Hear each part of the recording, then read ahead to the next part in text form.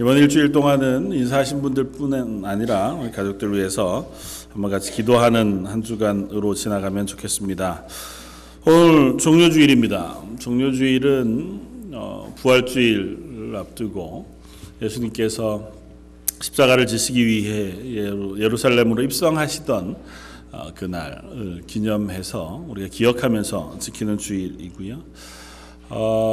종료주일 왕으로 오신 그 예수님의 오심을 우리가 묵상하지만 또 다른 한편으로는 일주일간 동안 고난주간으로 우리가 시간을 지키면서 그 기간 동안에 우리를 위하여 죽으신 그 십자가를 묵상하고 또 그로 인하여 허락되어진 구원의 은혜에 대하여 우리가 생각하고 묵상할 수 있도록 그렇게 시간을 정하여 지나가는 시간들인 줄 압니다. 오늘 말씀을 나누면서 또 이번 한 주를 우리가 지나가면서 우리에게 허락되어진 구원의 기쁨에 대해서 묵상할 수 있었으면 좋겠고, 우리를 위하여 죽으신 십자가를 다시 한번 깊이 생각할 수 있는 시간들이 되어졌으면 좋겠다 생각합니다.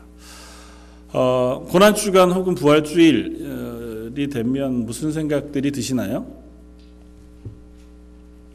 특별한 생각 없이 그냥 그래도 고난주간 혹은 부활주일을 만나게 되는 이 절기들을 우리가 만나게 되면 무슨 생각들을 하게 되어지기도 합니다. 주로 이제 캐나다에서 부활주일 즈음해서 날이 따뜻해지니까 이제 봄이 왔구나 이런 생각들도 하실 수 있고, 이제 꽃 모종을 사다가 조금 있으면 심어야 되겠다 이런 시기상의 생각들을 하시는 분들도 없지 않을 테고. 어떠세요? 고난주간에 어떤 생각들을 하시고 맞이하십니까? 새벽 예배, 감사합니다. 고난주간은 새벽 예배가 있는 주간이라 저 늘 있지만 특별히 고난주간 새벽 예배는 우리가 좀 더 시간을 내서 기도하는 시간들을 갖기도 합니다. 저는 고난주간 하면 어렸을 때부터 금식했던 기억이 떠올라요. 한국에서 이렇게 신앙생활 오래 하신, 어렸을 때부터 하셨던 분들이 익숙하겠지만 한국교회 전통은 대부분 고난주간에는 금식을 했었던 것 같아요. 그래서 일주일 내도록 그냥 금식, 어렸을 때는 금식을 당하기도 했고 금식을 자발적으로 하기도 하고, 그래서 일주일이 되었든 아니면 하루에 한 끼 두 끼가 되었든 금식하면서 예수 그리스도의 십자가의 고난에 동참해서 나도 함께 그 고난을 묵상하는 시간들을 갖기도 하고, 또 그 시간 동안에 또 어쨌든 내가 먹지 않은 음식들, 그것의 비용들 혹은 쌀들을 모아서 또 구제하거나 남을 돕는 일에 사용하면서 예수 그리스도의 사랑이 나에게뿐 아니라 다른 이들에게도 전달되어지기를 기대하던 그런 전통들을 가지고 있었습니다. 그래서 저는 고난주간 하면 제일 먼저 떠오르는 생각 중에 하나가 금식 혹은 고난이었어요. 그래서 어렸을 때는 좀 어린 마음에 고난주간이 되면 나도 어떻게 하면 예수 그리스도의 고난에 동참할까? 아니면 그 고난으로 허락하신 구원, 그것을 어떻게 조금이라도 갚을 수 있을까? 이런 생각들을 많이 했던 것 같습니다. 정말 어리석은 어린 생각이죠. 우리가 어떻게 한들 예수님의 고난에 동참할 수 있을 것이며, 우리가 어떻게 한들 하나님 우리에게 허락하신 그 구원 아니면 은혜를 갚아드릴 방법이 있겠습니까? 그럼에도 불구하고 그 고난주간에 예수님이 당하신 고난, 그리고 그 십자가의 고통을 생각할 때마다 마음이 아프고, 내가 당해야 할 것 대신 당하시는 그 시간들을 묵상하면 내가 조금이나마 이렇게 편하게 있을 수 있을까? 조금이나마 더 나를 괴롭히고 더 나를 좀 어려운 가운데 놓아두어야 조금은 죄송한 마음이 덜하고 그렇게 되어지는 생각들을 없지 않아 해서 드렸습니다. 네, 오늘 말씀 묵상하면서 우리들이 잘 알거니와 고난주간은 사실은 우리가 예수님의 고난에 동참하는 시간은 아닙니다.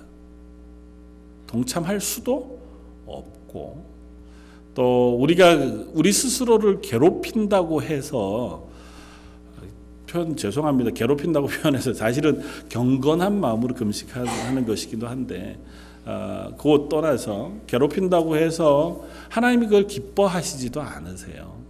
다만 우리가 내가 죄인됨을 깊숙이 묵상해서 그것 때문에 내 스스로가 하나님 앞에 회개하는 시간을 갖고 겸손히 나를 내려놓는 시간들을 갖는다는 의미에서 고난주간 우리에게 참 중요합니다.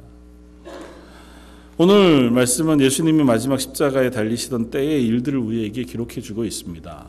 네, 성경은 특별히 복음서, 예수님에 대해 기록하고 있는 복음서는 예수님의 이 마지막 일주일의 시간들을 굉장히 길게 할애하여 쓰고 있습니다. 거의 복음서의 절반 가까이가 예수님이 마지막 십자가를 지시기 위해 예루살렘에 입성하시던 때부터 십자가에 달려 죽으실 때까지의 사건, 그리고 말미에 부활하셨던 사건을 덧붙여서 쓰고 있습니다. 그러니까 그때의 이야기들을 빼면 예수님에 대하여 기록한 복음서는 한 절반 정도의 분량밖에 되지 않을 만큼 성경을 기록한 저자들은 그 예수님의 십자가의 사건을 집중적으로 기록합니다. 그럴 수밖에 없는 것이 우리가 복음이라고 이야기할 때 복음은 예수님의 십자가의 사건, 그 기록이 바로 복음이기 때문이에요.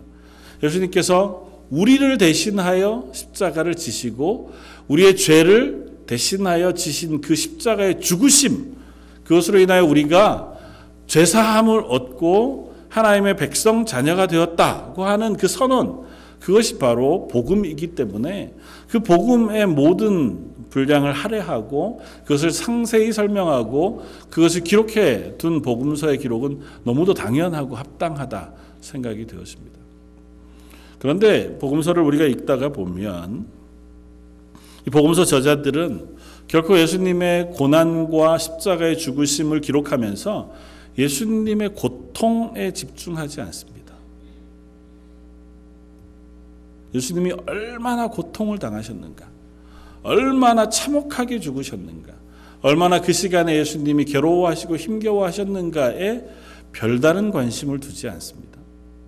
오히려 예수님이 예루살렘에 입성하시고 여느 때와 똑같이 말씀을 선포하시고 가르치시고 식사하시고 제자들을 위하여 기도하시고 격려하시고 그리고 잡히시고 매맞고 고통당하시는 그 시간들을 지나가시는 장면을 담담하게 그냥 기록해요.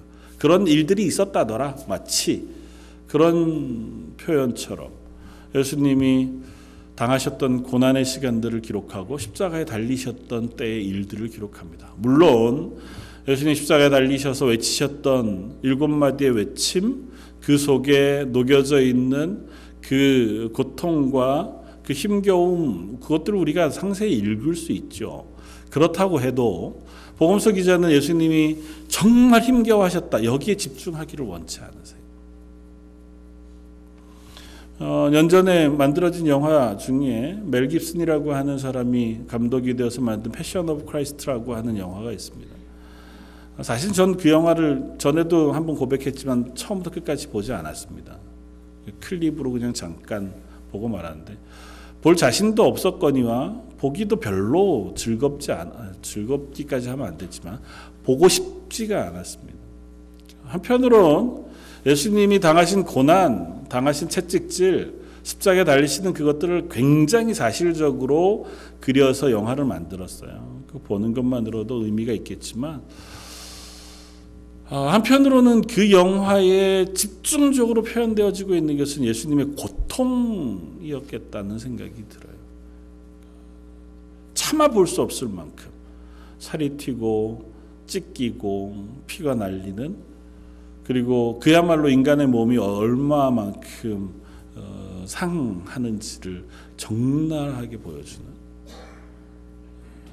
그래서 그것을 보면 우리가 그것에 감정을 이입하지 않을 수 없고 그것 때문에 우리도 괴롭고 아프고 힘겹고 지친 자리에 놓여지는데 성경은 그렇게 기록하지 않더라고요. 이 복음서 저자들은 예수님의 고난과 십자가를 그런 눈으로 기록하지 않아요. 특별히 예수님이 잡히시던 때로부터 예수님이 십자가 달려 죽으실 때까지의 시간을 상세히 살펴보면 길지 않습니다. 불과 15시간 정도쯤, 길어봐야 20시간이 되지 않는 시간 안에 이 모든 일들이 다 끝나요. 예수님이 잡히시고 한밤중에 잡히신 그때로부터 대제사장의 뜰로, 빌라도의 법정으로, 또 헤롯의 재판정으로 옮겨 다니시면서 재판받으시고 신문받으시고 고난당하시고 결국엔 로마 병정들의 뜰에서 채찍을 맞으시고 홍포를 입으시고 머리에 가시관을 쓰시고 그리고 십자가 그 형틀을 메고 꽤나 긴 거리거든요. 거기에서 골고다까지는 그 거리를 걸어서 올라가셔서 십자가에 메어 달린 시간이 오전 9시입니다. 한밤중에 잡히셔서 거의 12시쯤. 베드로가 그 재판정에 갔을 때 신문 받으시던 그때 닭이 울었다고 했으니까요. 그때가 아마 새벽 6시 정도쯤. 그렇다고 하면 거의 서너 시간 안에 그 일들이 막 진행된 거예요. 빌라도가 사람들을 불러 모아가지고 재판을 하고 손을 씻으면서 나는 이 죄, 이 죽음에 아무런 책임이 없다. 그러나 너희들이 원하니 사형으로 내어주는. 채찍질하고 그리고 십자가를 메고 골고다를 오르는 그 기간이 급박하게 일어나요. 너무 당황스러운 시간이죠. 어떻게 보면 예수님에게 있어서도 참 당황스러운 시간이었을 겁니다. 멀쩡하게 제자들과 함께 만찬하시고 그들 위하여 축복하시고 기도하시고 아셨지만 그리고 당신이 그 길을 원하여 걸어가셨지만 그러던 시간에서 순식간에 이리저리로 끌려다니면서 재판당하시고 맞으시고 십자가를 지고 올라가시는 이 길 선상에 있는 예수님의 심정은 참 힘겨웠겠다. 그건 우리 상상만 해도 거의 상상되지 않을 만한 시간이었음에 분명해요. 거기에다 사람들은 예수님을 환호하며 쫓아왔습니다. 종려주일, 예수님께서 예루살렘을 입성하던 그때에 종려나무 가지를 흔들고 옷을 벗어 들면서 호산나 호산나 다윗의 자손으로 오시는 이여 찬송하리로다. 예수님을 환호하고 외쳤던 무리들이 온 예루살렘 성에 가득했습니다. 6월절을 불과 일주일 앞두었으니까요. 6월절을 앞두고 예루살렘 성 그야말로 인산인해였다고 역사적인 기록이 우리에게 들려줘요. 예루살렘뿐만 아니라 예루살렘 주변에 있는 도시들까지 먼 곳의 유대인들이 다 찾아와서 1년에 3차례 유대인 남자들은 항상 성전에 와야 하거든요. 근데 3차례 다 올 수 없으니까 먼 데 사는 사람들은 배 타고 1달, 2달 와야 되는데 못 오잖아요. 6월절에 맞춰 와서 오순절까지 그 기간 또 1달, 2달 동안 예루살렘에 머물면서 자기의 의무를 다하는 사람들이 너무 많았습니다. 6월절 때 엄청나게 많은 사람들이 예루살렘에 있었어요. 예수님이 예루살렘을 입성할 때 소리치면서 환호했던 사람들의 무리가 순식간에 빌라도가 불러 모았을 때 다 같이 소리를 높여서 예수님을 십자가에 못 박으소서 외쳤던 무리로 변했습니다. 급속도로 진행된 재판, 끌려다니던 끌려다님, 그리고 매맞음이 끝나자마자 사실은 십자가를 준비하고 십자가를 메어달 공간을 예비하는 일도 굉장히 많이 걸리는 일이잖아요. 생각해 보세요. 항상 예비되어져 있는 처형 장소가 아니잖아요. 예루살렘이란 도시의 가장 높은 곳 중에 하나, 골고다 언덕은 거기거든요. 그 위에다가 십자가 처형대를 만들어야 하는 일이 그렇게 단순하게 금방 될 일이 아니에요. 그 일을 하기 위해서 얼마나 많은 사람들이 분주히 움직였겠습니까? 예수님이 그런 와중에 거기를 향해 지금 걸어 올라가고 있는 장면이 23장에 나오고 있습니다. 이미 몸은 지칠 대로 지쳤습니다. 더 이상 에너지를 쏟아낼 수 없을 만큼. 그래서 우리가 읽었던 26절을 이렇게 기록해요. 그들이 예수를 끌고 갈 때 시몬이라는 구레네 사람이 시골에서 오는 것들을 붙들어 그에게 십자가를 지어 예수를 따르게 하더라. 예수님이 십자가를 지고 가다가 그 길가에서 죽을까 봐 아마 그랬을 것 같아요. 상징적으로 예수님을 십자가에 매달아 죽이는 이유가 있습니다. 그렇게 해야 모든 유대인들이 그걸 봐요. 그래야 유대인들이 반역할 생각을 안 해요. 로마의 입장에선. 그리고 유대인 대제사장들과 지도자들은 그렇게 해야 더 이상 예수 그리스도, 예수를 따르는 무리들이 예수를 따르지 않고 와해돼요. 그래서 이렇게 참혹한 십자가형을 언도하고 십자가, 예루살렘 성 가장 높은 곳에 보이는 곳에다가 십자가를 메어 다는 겁니다. 그 일을 하기 위해서 예수님을 끌고 가는 그 와중에 예수님이 기진하고 피를 다 흘려 그곳에서 쓰러져 버리면 안 되잖아요. 예수님을 위해서가 아니에요. 그래서 길 가던 사람, 구경꾼들 중에 아마 예수님을 십자가에 못 박으라 하고 외쳤던 사람들의 무리도 섞여 있었겠지만 태반은 예수님의 죽음이라고 하는 이 이벤트를 구경하러 온 사람들이었을 겁니다. 뭐 즐거워서가 아니라 굉장히 특별한 일이니까 그것들을 보기 위해서 무슨 일인가 궁금하기도 할 테고, 정말 예수라는 분이 죽을 건가? 그렇게 기적을 많이 행했다는데 뭐 이런 의문도 있었을 터예요. 그 중에 한 사람이 구레네 사람 시몬이었습니다. 구레네라고 하는 동네는 북아프리카 지역이에요. 지금으로 따지면 리비아쯤 되는 동네에 사는 구레네 사람은 보통 흑인으로 알려져 있습니다. 그 사람이 거기에 왔다가 어쩌면 유대교에 귀의하여 유월절을 지키러 온 사람 중에 한 사람이었는지 모르죠. 그 사람을 데려다가 억지로 십자가를 지고 함께 그 길을 걷게 했습니다. 우리가 아는 것처럼 사도행전과 마가복음의 기록을 따르면 이 구레네 사람 시몬, 그리고 그의 아들 알렉산더와 루포, 그의 어머니, 이들은 초대교회의 귀한 인물들이 되었습니다.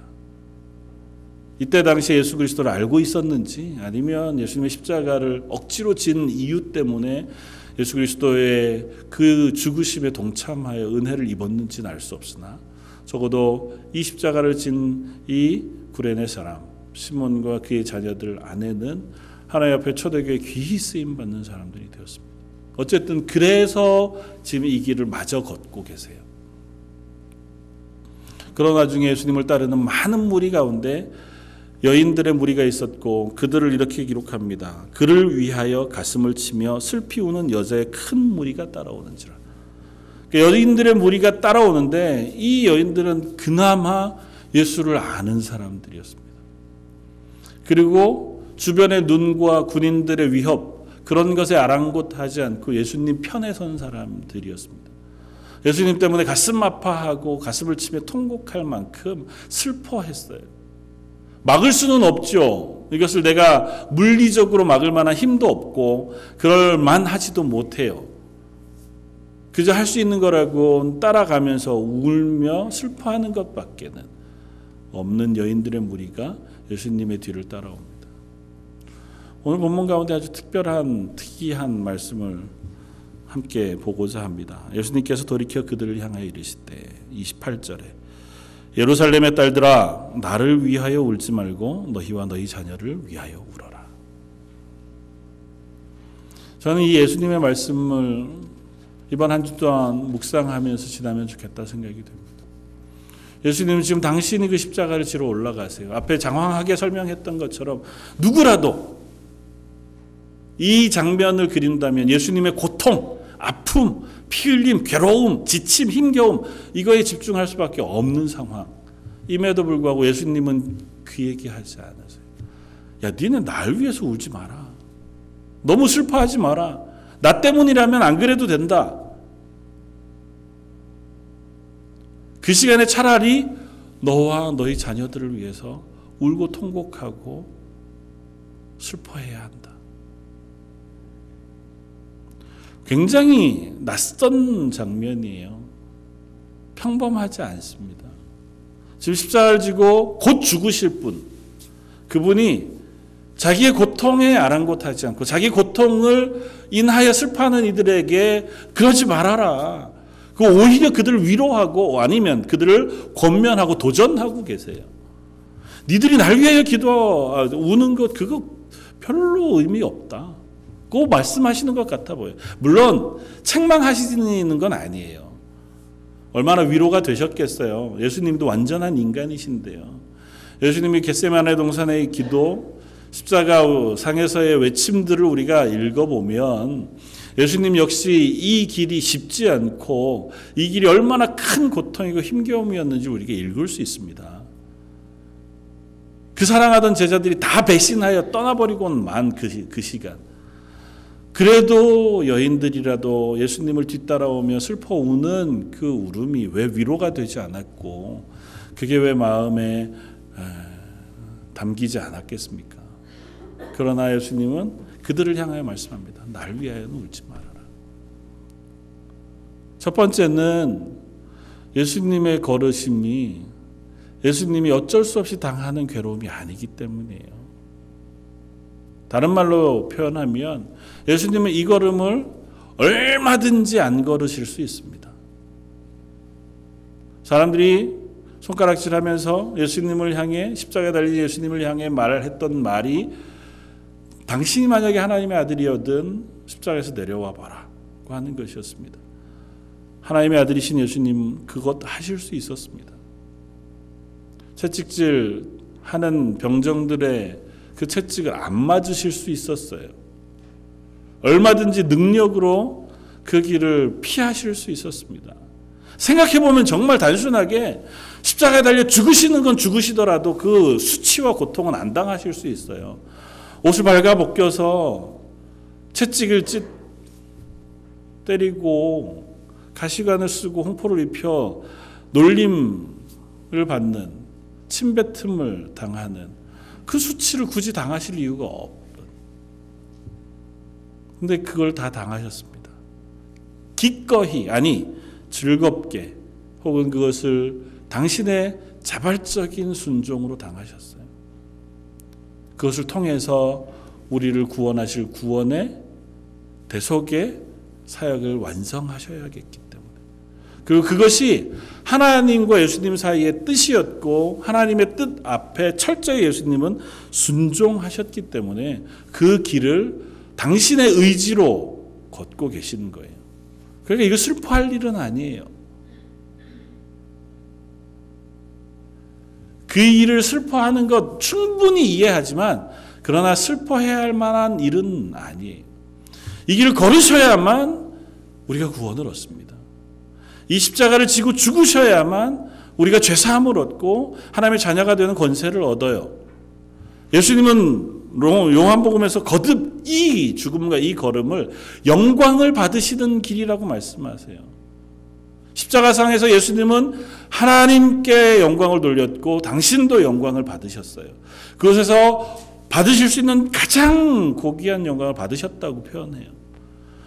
온 인류를 위하여 사랑할 만한 가치가 전혀 없는 벌레 같은 그 존재들, 죄악으로 가득 차 있는 하나도 회개하지 않고 하나도 예수 그리스도를 하나님을 믿지 않는 그들을 대신해서 죽으시기까지 하셔서 당신의 사랑을 증명해 보이시는 그 자리가 영광이라고 말씀하세요. 그러니까 그걸 위해서 너희가 울지 않아도 된다.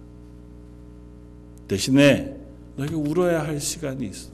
뭡니까? 너희와 너희 자녀들을 위해서 울어라는 것입니다. 그리고 그 이유에 대해서 그 뒤에 이렇게 씁니다. 29절 보라 날이 이르면 사람이 말하기를 잉태하지 못하는 이와 해산하지 못한 배와 먹이지 못한 젖이 복이 있다 하리라. 무슨 얘기입니까? 자녀가 없는 게 차라리 복이겠다. 아니면 자녀가 일찍 죽은 게 차라리 복이겠다. 건강하게 자녀를 키워가지고 지금 자녀가 있는 사람들은 화가 되고 슬픔이 될 거라는 거예요. 그날이 이르면. 그날에는 무슨 일이 있기에? 그날에는 멸망이 심판이 있기에. 가깝게는 예루살렘 성이 무너지는 로마군에 의해 완전히 함락되어지는 그때를 말씀하시는 것일 수 있습니다. 예수님이 종려주일 예루살렘에 입성하실 때에 멀리서 예루살렘 성을 보시면서 우셨어요. 저 성이 돌 위에 돌 하나가 남지 않을 만큼 완전히 폐허가 될 그날을 아셨기에 그날 예루살렘 성에 있는 모든 이들은 고통을 당하고 죽임을 당할 겁니다. 어린 자녀라고 해서 예외가 없고 그 자녀들이라고 해서 그 칼을 피할 리가 없습니다. 조금 더 멀리 그리고 저와 여러분들에게로 확장한다면 하나님의 심판의 날이 곧 이를 거예요. 그때가 언제인지 정확히는 알지 못하지만 곧 그날이 옵니다. 그날이 오면 단 하나도 예외 없이 죽임을 당하게 될 것입니다. 예수님이 당하시는 그 십자가의 죽으심, 그 고난, 그것은 우리가 당해야 할 고난과 죽음의 예표예요. 아니, 어쩌면 그보다 더한 것이 우리를 기다리고 있을 것입니다. 예수님 말씀하시잖아요. 그때 사람이 산들을 대하여 우리 위에 무너지라. 왜요? 그렇게라도 숨었으면, 아니면 그렇게 죽는 것이 더 나았기에 작은 산들을 대하여 우리를 덮으라 하리라. 요한계시록에도 동일한 말이 나오잖아요. 푸른 나무에도 이같이 하거든 마른 나무에는 어떻게 되리요? 예수님은 대속의 죽음을 죽으세요. 죄가 없으신데도 불구하고 우리의 죄를 대신 지시고 죽으시는데도 이 같은 고통과 이 같은 십자가의 참혹함을 스스로 당하시면서 죽으세요. 그 크기는 우리의 죄의 크기예요. 인간이 당할 수 있는 가장 심각한 고통, 가장 심각하고 초라하고 외롭고 부끄러운 죽음, 그 이유는 우리의 죄의 크기가 그만큼 크기 때문이에요. 공의로우신 하나님이 그 죄의 대가를 다 치르셔야만 우리를 용서하시고 우리를 사랑하시겠다고 말씀하시거든요. 그러니까 그 죄를 어딘가에서 해결하셔야 돼요. 예수 그리스도에게 그 죄를 다 덮어씌우고 그 죄에 대한 형벌을 공의로우신 하나님이 그 무게만큼 다 쏟아부으시는 거예요. 그래서 십자가를 지시는 겁니다. 나에게도 이러하거든 하물며 예수 그리스도로 인하여 새 생명을 얻지 못한 사람들에게 쏟아부어질 진노와 그 저주와 죽음은 이보다 훨씬 더하지 않을까? 예수님이 말씀하십니다. 만약에 너와 너의 자녀들이 예수 그리스도를 알지 못하고 하나님을 알지 못하여 구원받지 못한 자리에 있거든 지금 너희들이 해야 할 중요한 일은 그를 위하여 우는 것이라는 것입니다. 예수님 위해서 우는 시간이 아니에요. 예수님은 이 길을 걸으심으로 우리를 위하여 대속해 죽으심 그 십자가의 구원을 완성하실 길을 걸으실 거예요. 죄송하죠. 미안하고 속상하죠. 그리고 그것을 위해서 우리가 뭔가 할 수 있을까를 생각하는 것, 믿음으로 할 수 있는 좋은 일들 중에 하나입니다. 그러나 그보다 더 중요한 것, 우리 스스로에게 물어봐야 합니다. 나는 구원받았나? 나는 예수 그리스도의 십자가로 인한 죄사함의 은혜를 가지고 있나? 만약에 아니라면 우리는 우리 스스로를 울어야 할 시간, 위하여 울어야 할 시간이 얼마 많지 않을지 모릅니다. 우리의 자녀들에게, 내가 사랑하는 이들에게 그 구원의 은혜가 있는가? 만약에 그렇지 않다면 우리가 그들을 위하여 울어주며 기도해야 할 시간이 얼마 많지 않을지 모릅니다. 특별히 자녀들을 위하여 기도하라, 울라 말씀하시는 그 울음은 하나님 이 땅 가운데 우리에게 허락하신 생명들이기 때문에 그래요. 유일하게 부모와 자식 간에 하나님께서 우리에게 자식을 허락한 이들을 위하여 평생 기도할 수 있는 시간들을 허락해 주셨어요. 믿음으로 잘 양육할 수 있도록 우리에게 말씀해 주셨어요. 적어도 우리가 살아있는 한, 우리 자녀들이 살아있는 한 우리는 그들을 위하여 기도해 줄 수 있습니다. 그들의 생명을 위하여, 그들이 구원받을 수 있기 위하여, 그들이 하나님의 믿음의 사람으로 자라가게 하기 위하여 그들을 위로하고 격려하고 도전하고 또 그들의 삶을 인도해 줄 수도 있지만 그를 위하여 울며 기도해 긍휼을 구하시며 기도할 수 있는 시간들을 우리에게 허락하신 줄 압니다. 이번 일주일 고난주간 특별 새벽기도를 진행하면서 룻기 말씀을 가지고 함께 말씀을 나누고자 합니다. 룻기 말씀을 준비하다가 룻기 말씀을 가지고 쓴 책 중에서 룻기 첫 페이지에 설명을 이렇게 써놓은 글을 읽었습니다. 엘멜렉과 나옴이라고 하는 이 가정이 베들레헴을 떠나서 모압이라고 하는 땅으로 갑니다. 베들레헴이라고 하는 이름 지명은 빵집이라는 지명이에요. 그 빵집에서 그 빵집을 떠난 이유는 그 지역에 빵이 떨어졌기 때문. 그러면서 교회 안에서 성도들이 교회를 떠나는 이유 혹은 사람들이 교회를 욕하거나 비난하는 이유는 그 교회가 복음을 가지고 있기 때문이 아니라 복음이 없기 때문이라는 것입니다. 복음이 있기 때문에 당하는 고난은 영광이고 감사함이에요. 또 하나님은 그것을 기뻐하시고 그것을 우리에게 충분히 채우십니다. 그러나 복음이 없어서 당하는 조롱과 비난은 참으로 참혹하고 부끄러운 것일 수 있습니다. 한번 스스로에게 우리들에게 물어볼 수 있는 시간이었으면 좋겠습니다. 우리는 복음이 있는가? 물론 믿음의 연륜을 따라서 우리가 좀 다르지요. 이제 처음 조금씩 알아가는 단계에 있는 분들에게는 죄송합니다. 그럼에도 불구하고 우리는 스스로에게 항상 물어보아야 할 질문이기도 하리라고 믿습니다. 특별히 절기로 정해져 이 절기 가운데 우리를 오게 하신 하나님은 이 절기를 지나면서 우리에게 물으세요. 내가 너를 위하여 당한 십자가, 이것을 내가 감내하면서까지 기꺼이 내가 그 자리를 걸으면서까지라도 너에게 주고 싶었던 그 구원, 그것을 네가 소유하고 있느냐. 성경은 분명히 이야기합니다. 믿음으로 얻는 구원이지만 두렵고 떨림으로 구원을 완성하라고 말씀해요. 우리가 예수 그리스도를 믿음으로 구원 얻었다고 스스로 착각하지 말고 그 구원이 내 속에 있으면 그 구원이 내 속에 있음으로 인한 변화가 내 속에 있는지를 스스로 살펴보라고 말해요. 우리가 하나님 앞에 다시 한번 기도하면서 한 주간을 보낼 수 있기를 원합니다. 그렇다고 해서 행동으로, 우리 행함으로 구원받는 건 아니지요. 그러나 하나님 우리에게 구원을 허락하실 때에 성령의 은혜도 함께 부어주셔서 우리가 하나님의 말씀 앞에 그리고 하나님의 은혜 앞에 살아갈 수 있는 힘과 능력도 부어주신다 말씀하신 줄 믿습니다. 이 고난주간을 지나가면서 우리 자녀들을 위해서 울며 긍휼을 구하며 기도할 수 있길 바라고, 나 스스로를 위해서, 내 사랑하는 이들을 위해서, 우리 교회를 위하여, 성도들을 위하여 함께 기도하며 그들에게 하나님의 구원의 감격과 기쁨이, 그 은혜의 풍성한 것들이 있게 해주십시오. 기도하는 저와 여러분들 되시기를 주님의 이름으로 부탁을 드립니다. 같이 한번 기도하겠습니다.